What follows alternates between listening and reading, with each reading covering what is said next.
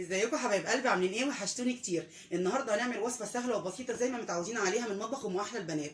هنعمل الحواوشي بطريقه سهله جدا ومكونات بسيطه جدا وكميه قليله، احنا هنخليها كميه كبيره اللي هو وجبات التوفير. عايزين تعرفوا عملنا الوصفه بتاعتنا النهارده ازاي بالحركات والتكات من مطبخ ام احلى البنات؟ خليكم معايا لاخر الفيديو عشان تعرفوا وصفتنا اتعملت ازاي. ازيكم حبايب قلبي؟ عاملين ايه؟ وحشتوني كتير. النهارده هنعمل وصفه سهله وبسيطه زي ما متعودين عليها من مطبخ ام احلى البنات. هنعمل الحواوشي. طبعا كلنا بنعمل الحواوشي اللحمه مع البصل المفروم او المبشور او اي بصل بتعملوه انتوا بطريقتكم، وتحطوا عليه ملح وفلفل اسود واحيانا بهارات لحمه او بهارات كفته او بهارات حواوشي. النهارده هنعمل اضافات.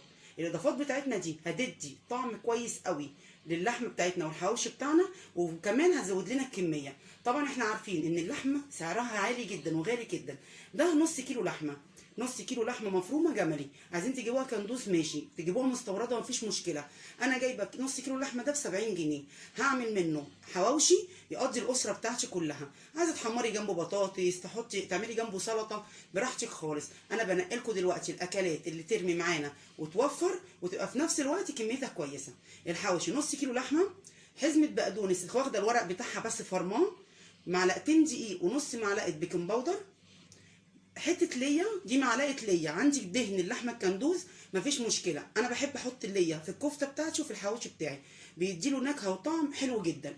ودي بصلتين كبار فرماهم برضو، وده فلفل الوان مفروم. عايزه تزودي عليه فلفل حامي مفيش مشكله خالص حسب رغبتك، الفلفل الحامي ده حسب الرغبه. كل الحاجات دي انا فرمتها عشان ما اطولش عليكم الفيديو. وعندي الملح بتاعي والفلفل الاسود وبهارات الحواوشي اللي انا قدامكم دي. تعالوا نشوف المكونات بتاعتنا هنعمل فيها ايه مع بعضنا. او الطبق بتاعي اللي انا هحط فيه المكونات، وهحط اللحمه طبعا زي ما انتم شايفين مفرومه خشن. فانا طبعا البصل بتاعي والفلفل الالوان وكل حاجه فرماها، انا مش هصفيها من ميتها، بالعكس انا هخليها بالميه بتاعتها كده عشان تدي لي الحواوشي بتاعتي طراوه ويبقى طري معايا ما يبقاش ناشف. نزلت بالفلفل الالوان، بعدين البصل، بعدين حزمه البقدونس اللي هو الورق بتاعها، ده هيخلي طعم الحواوشي جميل جدا. وهحط معايا معلقه اللي اللي احنا قايلين عليها، وهحط نص معلقه البيكنج باودر ومعلقتين الدقيق. دول بيخلوا لي الحواوشي بتاعي يبقى قرص كده في الرغيف، ما يكشش ولا يحصل له حاجه. الملح بتاعي والدقيق طبعا عشان ما يبقاش حادق، والفلفل الاسود وبهارات الحواوشي. خلاص كده خلاص. همسك المكونات بتاعتي هعملها زي عجينه، هفضل ادعك فيها كده زي ما انتم شايفين، ادخل كل المكونات اللي عندي اخليها تتجانس مع بعضها لغايه ما تبقى زي العجينه في ايدي. هفضل ادعكها كويس. طب شفتوا العجينه ما بتقعدوا تدعكوها تخدموها كويس عشان تطلع حلوه وما شاء الله كويسه في ايدينا وتبقى طريه وتبقى زي الفل. انا همسك اللحمه كده مع المكونات بتاعتي كلها، اعملها كده لغايه ما اوريها لكم يبقى شكلها ايه. اللحمه بتاعتي بقت زي الفل، دعكتها دعكه كويسه جدا لغايه ما كل المكونات اللي عندي اتجانست مع بعضها. هاخدها دلوقتي اغطيها واحطها في التلاجة لمده نص ساعه، وبعدين هنشوف اما نحطها في الرغيفه بتاعتنا هنعملها ازاي.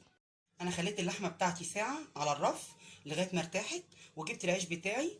هاخد قطعه لحمه كده زي ما احنا شايفين قد الكوره كده، ايدي طبعا ميزان، واروح حاطه في الرغيف بتاعي، ابتدي افرده، اوزع الحواوشي بتاعي. بسم الله الاول، معلش بنساها كده اهو.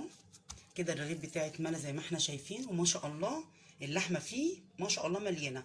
في ناس بتحط عليه جبنه موتزاريلا، وفي ناس بتقطع طماطم وفلفل حامي، دي اذواق، كل واحد يحط اللي هو عايزه مفيش مشكله. انا هشيل الرغيف ده واعمل معاكم رغيف تاني. انا فاتحاه طبعا، ده عيش بلدي عادي اللي هو بتاع التموين. عايزه تعمليه في عيش شامي ماشي، عايزه تعملي عجينه وتعمليه زي الاسكندراني برده مفيش مشكله. هبقى اعمله لكم مره ان شاء الله. الكميه دي انا هقول لكم طلعت معايا بالظبط قد ايه. هو نص كيلو لحمه، هنشوف طلع معانا قد ايه. هخلص الكميه بتاعتي واوريكم هنسويها ازاي. النص كيلو بتاعنا يا حبايب قلبي بتاع اللحمه المفرومه عمل لي 9 ترغيفه من اللي هو بتاع العيش البلدي بتاعنا بتاع الفرن. هنبتدي نسويه ازاي. هجيب صينيه عندي زي ما احنا هنشوف كده، هجيب صينيه او ووك او جريل، اي حاجه عندي هسويها على البوتاجاز من فوق. انا طبعا حاطه دهن ليا، حاطه ليا، انتوا حاطين ليا حاطين دهن. طبعا الرغيف بتاعي مغذي جدا ودسم جدا، فبحط معلقتين زيت زي ما احنا شايفين كده في الصينيه. وهبتدي ان انا بسم الله الرحمن الرحيم انزل كده. انا مولعه عليه طبعا فسخن. بصوا بيعمل ازاي، ما بياخدش وقت خالص. اول ما ياخد وش الناحيه دي، الناحيه اللي تحت، هبتدي ان انا اقلبه معاكم ان شاء الله ونشوف هنعمله ازاي. دلوقتي اهو الوش بقى اتحمر، هبتدي ان انا اقلبه بالراحه. شايفين الجمال؟ هخلي على الوش ده كده وبعدين اكمل الكميه كلها اللي معايا اسويها وبعدين احطها لكم في الطبق التقديم ونقدمها. وصفتي خلصت زي ما احنا شايفين، والتسويه من فوق زي ما انتم شايفين كده رايق جدا. واديني قسمت كمان، شايفين اللحمه ما شاء الله زي الفل، اللحمه سمك كبير. طبعا البيكنج باودر بينفشها لي وبيخليها لي خفيفه وبيديني طعم وتست حلو جدا. بألف هنا وشفا. وطبعا زي ما قلنا احنا دلوقتي بنعمل وجبات التوفير اللي هي كميه قليله احنا بنزودها ونخليها كميه كبيره وموفره. ما تنسونيش في السبسكرايب وتفعلوا زر الجرس وتدوسوا لايك وتكتبوا لي في الكومنتات ايه رايكم في وصفاتي عشان يوصلكم مني كل جديد. بألف هنا وشفا.